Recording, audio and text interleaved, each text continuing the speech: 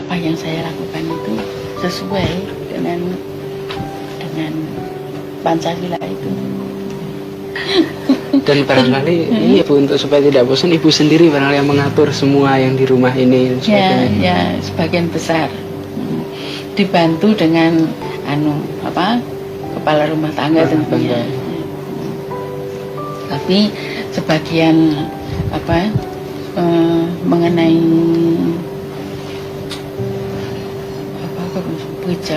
suatu kebijaksanaan itu semuanya saya yang menentukan.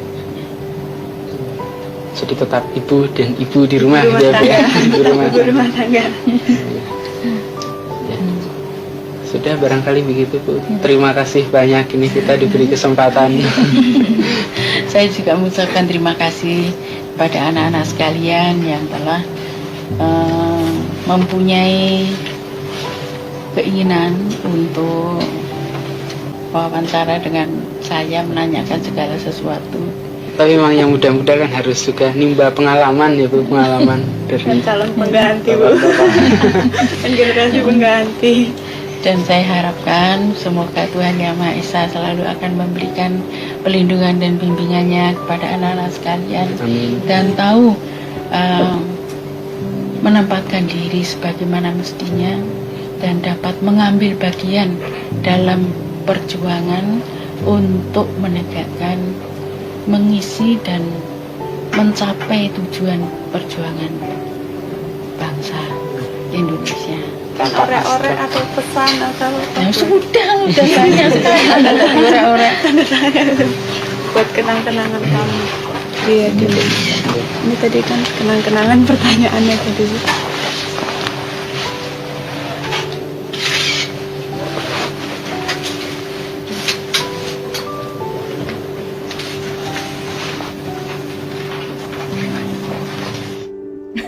Itu dia. Gimana nih Pak? Masih ingat? Ingat lah. Masih ingat ya? Ingat sekali. Ini gimana nih Pak ceritanya? Dan pada saat itu tuh Bapak masih duduk di bangku SMA ya? Ya, saya SMA kelas 3. Oke, gimana Pak ceritanya kok bisa akhirnya Bapak membawa acara? Ini unik Iya. banget, menarik Pak. Iya. Jadi waktu itu saya pemret SMA kelas 3, Oke. nama program Tanah Merdeka. Tanah Merdeka itu adalah anak-anak SMA yang diseleksi.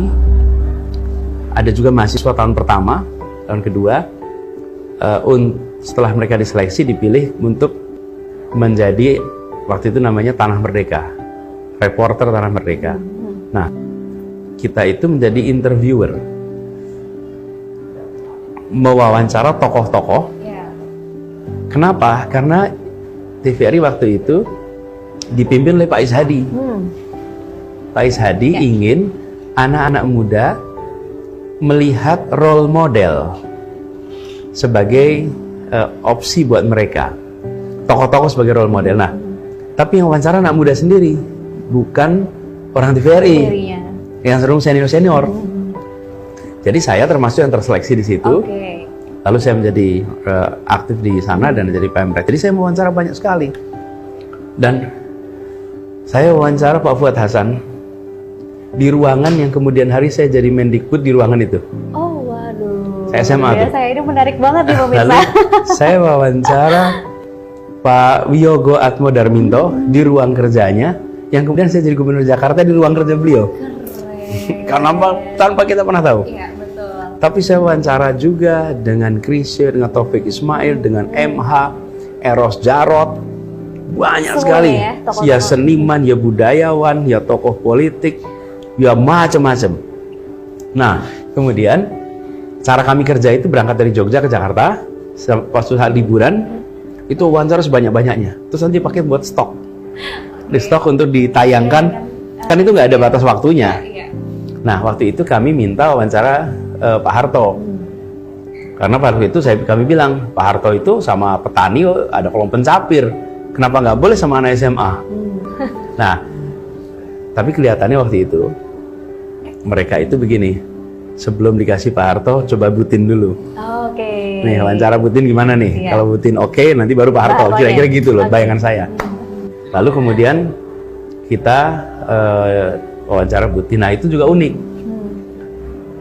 Kami menginap di semacam youth hostel gitu Oke. di Ancol, disiapin milik DKI waktu itu. Jadi DKI punya asrama, Iya. kami kontak Pak Gubernur Wiyogo, terus sama Pak Wiyogo kasih tempat di situ. Kami nggak tahu apakah disetujui apa tidak, kan kita minta wawancara, nggak ada kabar. Tahu-tahu maghrib, kami dapat kabar dikasih tahu besok wawancara, lalu diminta masukin pertanyaan malam ini. Dah, kita belum punya pertanyaannya. Terus mereka itu bilang nanti pertanyaannya dikirimkan saja. Jadi saya ke resepsionis di hotel itu, pinjam mesin ketik, duduk di mesin ketik itu, berdua bertiga, yuk kita tulis pertanyaan buat Putin besok. Tulislah, saya yang ketik pertanyaan itu. Lalu kemudian kita kirim pertanyaannya ke ajudannya gitu. Dah, besoknya kita datang ke Cendana. Dan pada saat itu kita wawancara itu nunggu di ruangan agak panjang gitu. Acara mulai. Nah, ketika saya datang, saya baru tahu pertama kali tuh ada namanya laser printer.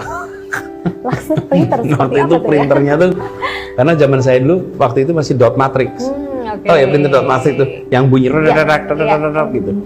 Nah pas di situ pertanyaan saya udah diubah menjadi pertanyaan yang diketik ulang Ya, oke. dengan laser printer. Saya bilang, wih keren bener printernya tuh. Terus udah ada jawabannya. Jadi pertanyaan saya yang kita susun, terus